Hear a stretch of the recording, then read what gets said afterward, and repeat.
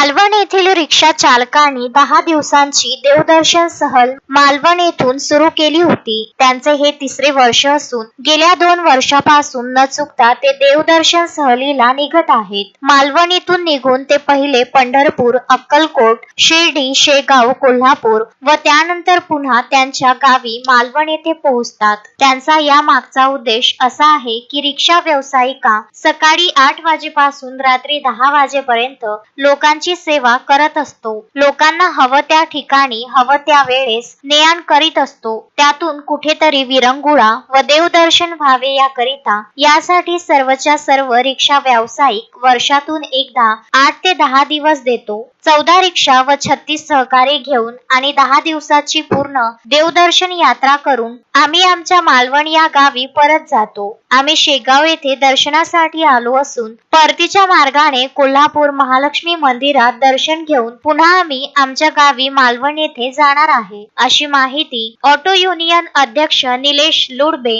यांनी दिली आहे। नमस्कार, मी निलेश लुडबे, रिक्षा व्यावसायिक, सिंधुदुर्ग, तालुका मालवण।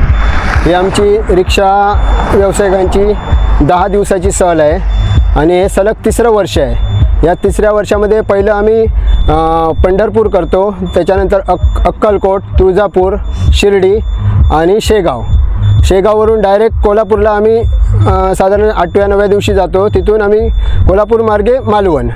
आणि याच्या मागचा उद्देश असा आहे की रिक्षा व्यावसायिक हा सकाळी 8 वाजल्यापासून रात्री 10 वाजेपर्यंत लोकांची सेवा करत असतो। म्हणजे लोकांना ये जा करायची, त्याच्यातून कुठेतरी विरंगुळा आणि देवदर्शन यासाठी आम्ही वर्षातून एकदा आमचे 8-10 दिवस देतो। त्याच्यातून आमचे सहकारी आता 14 रिक्षा घेऊन आलो आहोत। 36 सहकारी आहेत माझे, सगळे रिक्षा व्यावसायिक आहेत। यांना घेऊन आम्ही आता 10-12 दिवसाची ट्रिप करून साधारण 8 ते 10 तारीखला आम्ही रिटर्न जाणार मालवणला। आज आम्ही शेगावला आहोत आणि इथून आम्ही रिटर्न कोल्हापूरला निघालो आहोत। आम्ही आज इथे शेगावला आहोत, इथून महालक्ष्मी कोल्हापूर करून डायरेक्ट मालवणला जाणार। मोहम्मद फारूक, विदर्भ न्यूज, खामगाव।